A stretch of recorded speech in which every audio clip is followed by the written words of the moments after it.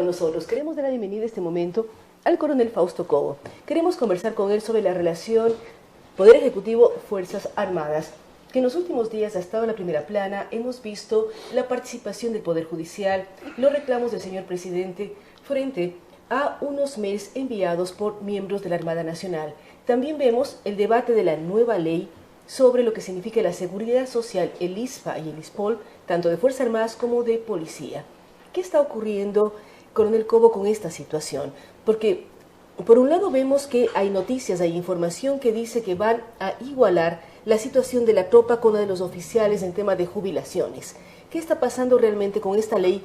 Ayer nos dio mucha pena mirar cómo al general Yandú, asambleísta, casi no podía hablar por la presencia de las barras y por lo tanto no pudimos captar la información que él daba. ¿Qué está pasando con esta nueva ley de temas de seguridad social de las Fuerzas Armadas?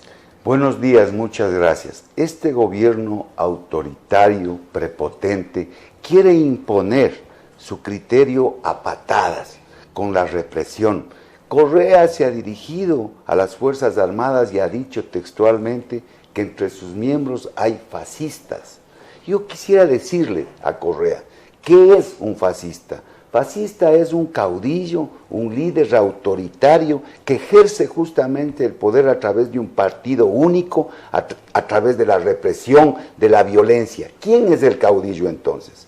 Correa. Por eso en los cuarteles, en las calles, cuando nosotros salimos a protestar, grita la gente: Correa, prepotente, fascista, no eres mi comandante, peor, mi jefe. Pero, coronel Cobo, ¿el presidente de la República no es el comandante en jefe de las Fuerzas Armadas? ¿No estaba eso consagrado en la Constitución del 98 y también ahora se habla que es la máxima autoridad y es al fin el mundo civil el que define hasta los ascensos de los generales? En derecho civil determina claramente que hay que hacer lo que está en la ley, escrito. En la ley se determina qué es un comandante, qué significa una autoridad militar jerárquicamente. Está establecido en el Código Civil. No consta que un presidente sea una autoridad militar. Él es, en la Constitución, está determinado así, la máxima autoridad civil.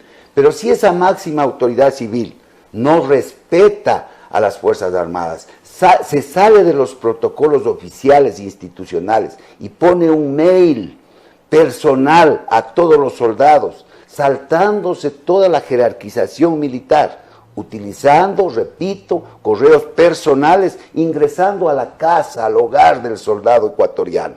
Entonces, que se sujete a que ese individuo, ya no como soldado, le responda. Recibe un mail, tiene todo el derecho de responderlo. Todo el derecho a responderlo. Y entonces esa no es una falta militar. Si es que él hubiera utilizado el correo institucional y un soldado a través de ese correo institucional le falta al respeto, entonces obviamente eso es una falta militar. Eso está determinado en la ley, pero no se trata de un tema jurídico.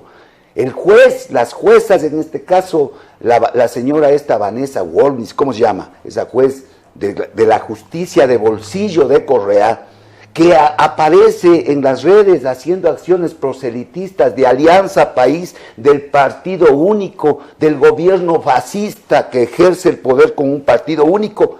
Ella entonces cumple las disposiciones de su jefecito, del prepotente, y deja sin efecto a través de una acción de protección constitucional que fue diseñada para proteger a los individuos, a los ciudadanos de la acción prepotente de los funcionarios públicos y no en el contrasentido que aplica esta señora, juez del correísmo, juez del gobierno fascista. Pero un juez, un asambleísta, una autoridad tiene también su vida particular y en su vida particular puede apoyar a un movimiento político, puede ser parte y cuando actúa como juez o como asambleísta ya de acuerdo a la normativa, a la equidad y a la justicia.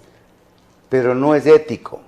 Hay que diferenciar lo que es legal y de lo que es ético. Esta galladita, porque así se refirió el señor Alexis Mera a los militares, se refirió diciendo la galladita de los marinos. No, Alexis Mera, no. La galladita es la de Alex Bravo y los corruptos que están allí detenidos del gobierno de la revolución ciudadana, del gobierno fascista. Ellos actúan como galladitas, como jefes de barrio, los gallos y gallinas del barrio. Ahora, en las Fuerzas Armadas, jerárquicamente, nos respetamos entre soldados. usted habla de un canal oficial.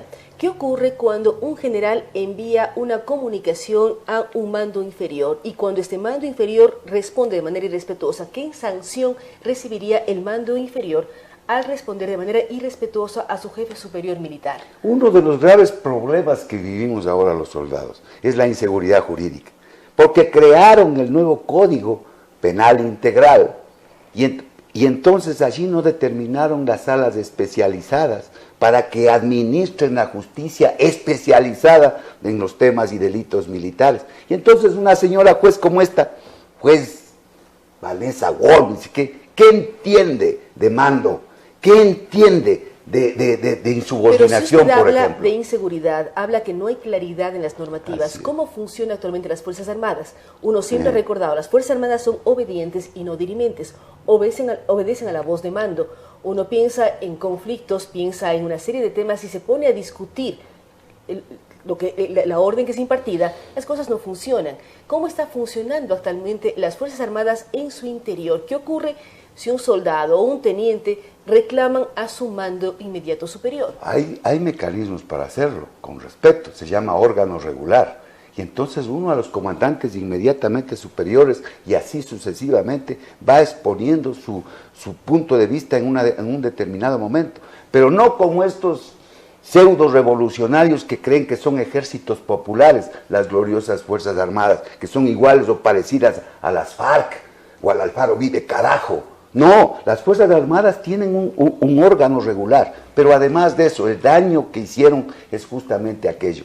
Es decir, la inseguridad jurídica, existen normas que ni siquiera han sido armonizadas con esa Constitución de Montecristi, se administra, por ejemplo, la Constitución dice que no se puede sancionar si no está tipificado en una ley el delito o la falta. Sin embargo, se siguen aplicando reglamentos de disciplina militar acomodados así al apuro para que la institución pueda seguir funcionando. Estos pseudo guerrilleros del Alfaro Vive, por ejemplo, que ahora están en el poder, nos odian, no están con nosotros. Pero, coronel, ¿no es lógico que pasado el tiempo, quienes fueron en un momento dado guerrilleros, fuerzas insurgentes, puedan reinsertarse en su labor? Uno piensa en la época del presidente Rodrigo Borja, cuando Alfaro Vive entregó las armas. Vemos lo que está viviendo Colombia cuando busca pacificarse Colombia. Los guerrilleros, las FARC, van a ser asumidos por el mundo social, mundo civil, van a tener posibilidades de candidaturas. ¿Por qué usted critica tanto a Alfaro Vive cuando las nuevas generaciones ya ni se acuerdan de lo que fue?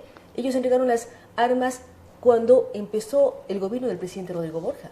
Claro, si es que fueran obviamente sabios, pero no son así, guardan sus resentimientos contra las Fuerzas Armadas, que lo que hicieron, y la Policía Nacional, que lo que hicieron es cumplir con su deber. A mí no me vengan con el cuento de ponerle otro nombrecito bonito y rimbombante a un secuestro de una persona, o no me vengan a mí con el cuento de que asalto un banco y ha sido para recuperar el dinero del pueblo.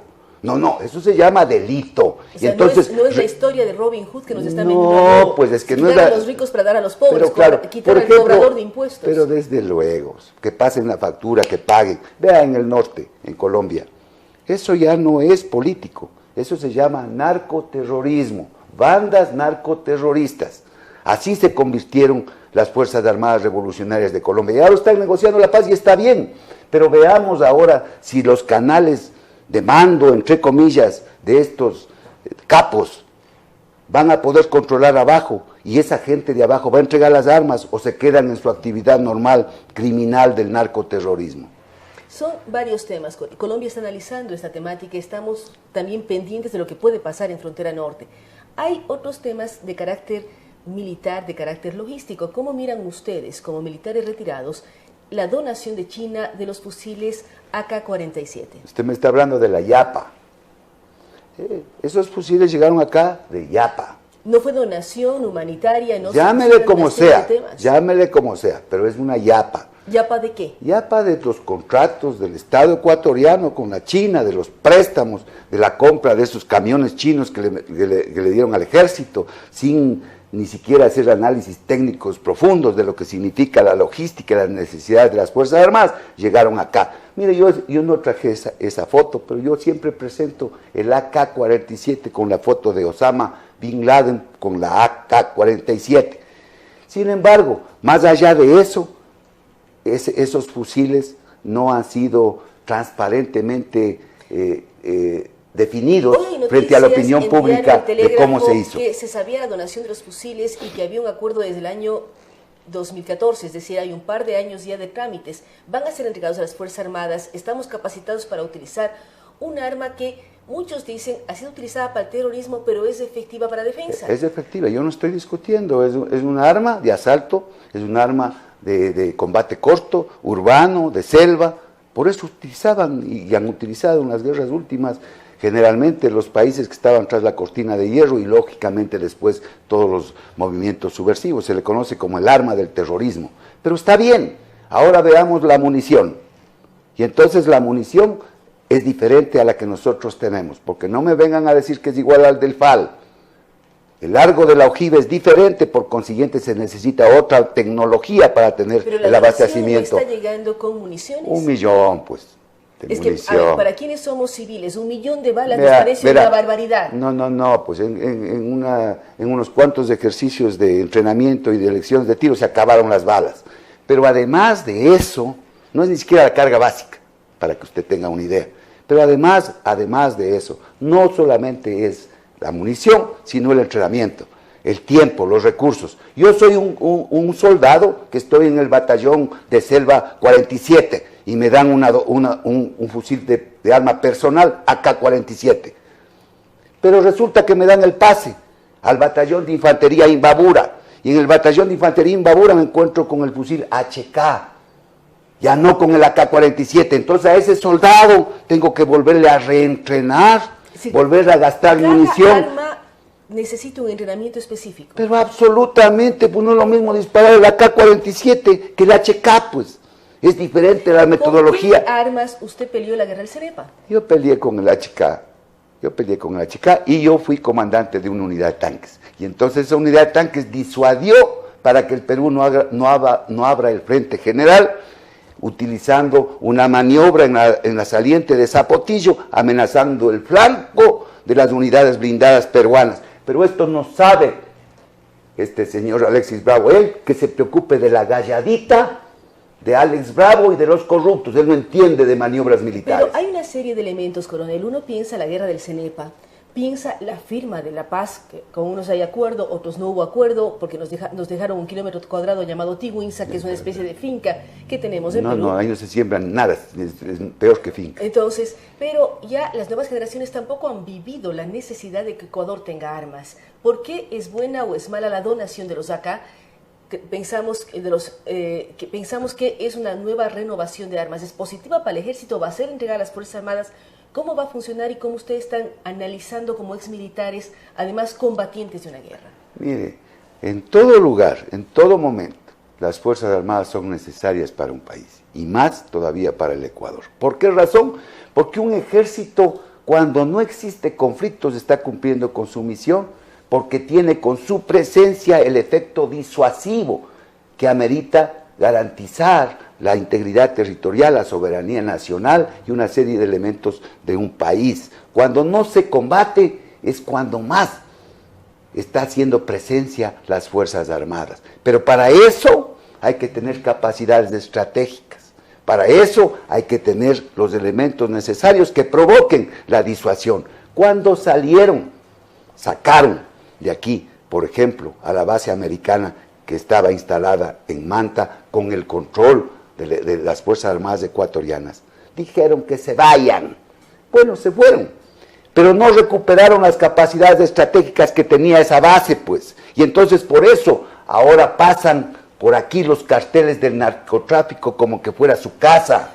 Pero ¿no hay una contradicción en esto cuando vemos que casi cada semana se confiscan y se atrapan toneladas de droga? Claro, porque en la doctrina y en la práctica se captura el 10%, el 15% máximo de lo que pasa por un país. Es decir, y entonces, si yo capturo una tonelada, 10 están pasando. Están escupiendo al cielo para que le caiga en la cara. Toda la droga, con las cifras del gobierno, toda la droga que produce Colombia y que produce Perú está pasando por el Ecuador.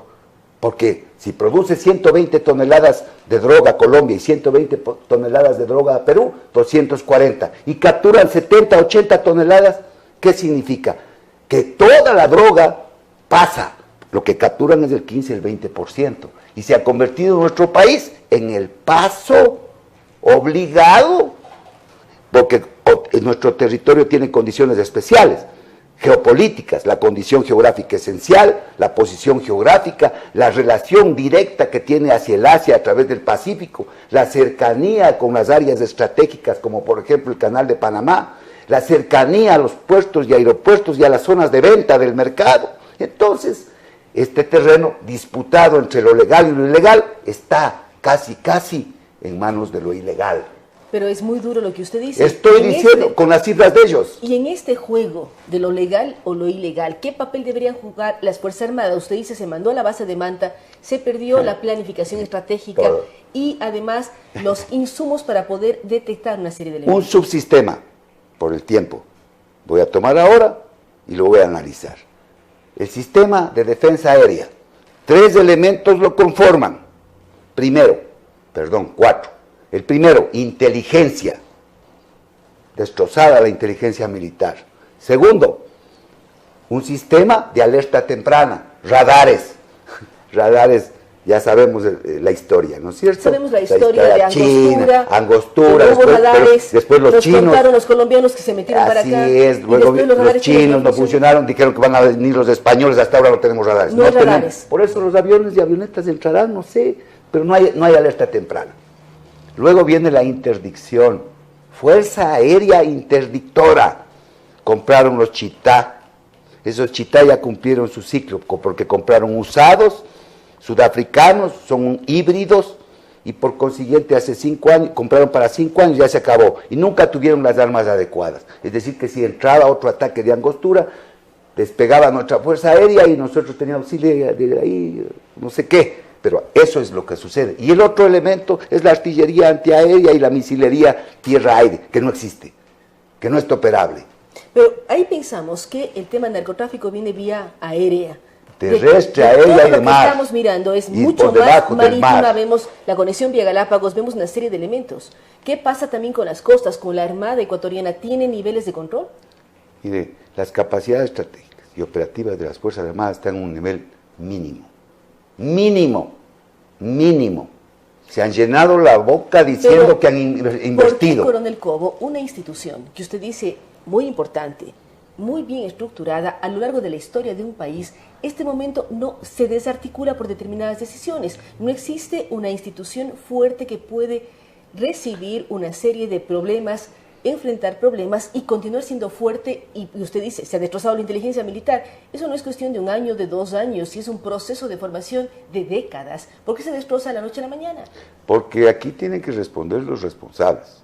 Y a mí no me vengan con el cuento de que hay que culparle al sargento García o al cabo Tiguaña o al cabo, qué sé yo, del apellido. Aquí los responsables son los mandos institucionales que pasaron en el periodo correísta.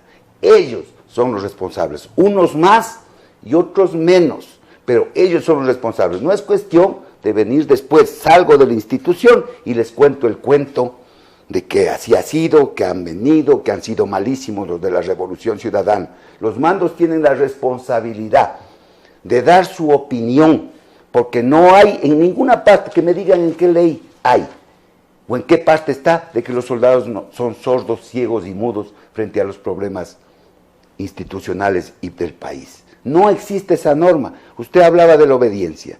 La obediencia está considerada en el artículo 159 de la Constitución y dice, la obediencia,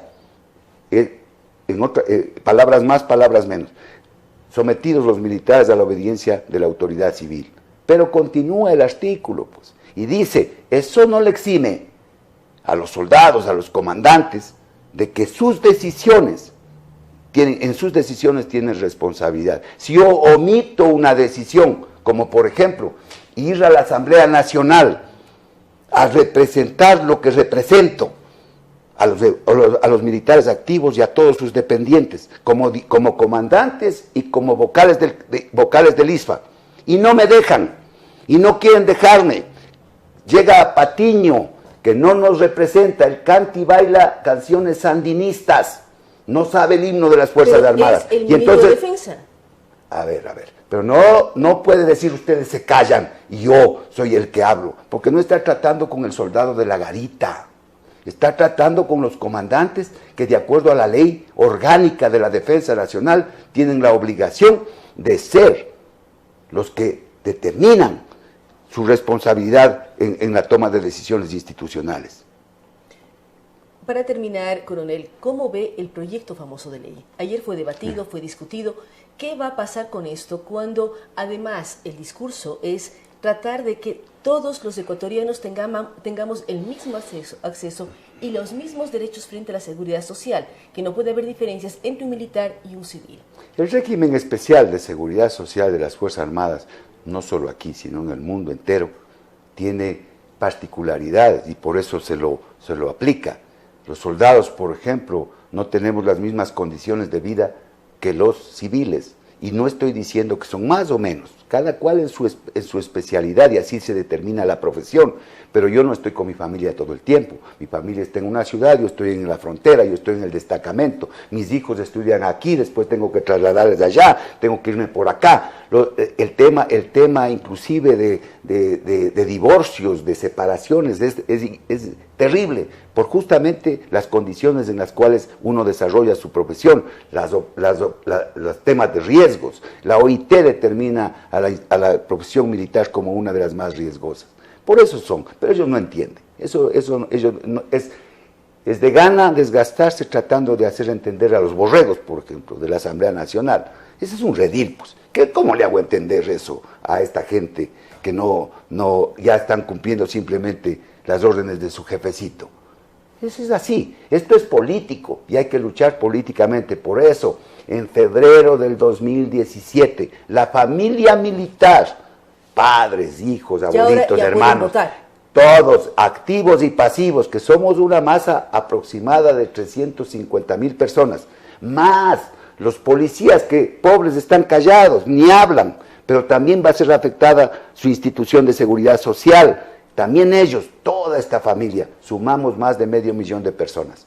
A las urnas, a votar en contra del fascismo, del correísmo, porque todos son iguales, Moreno, Glass y Correa, lo mismo son, prepotentes, autoritarios, a votar en contra. Y además de eso, cuando lleguemos al poder con una nueva estructura en la Asamblea Nacional, a la basura las reformas de este gobierno que atentan contra el régimen de seguridad social de las Fuerzas Armadas. El resto es desgastarse y resistan, no cometan errores de violencia, porque esta gente, eso es lo que está haciendo, provocando a las Fuerzas Armadas.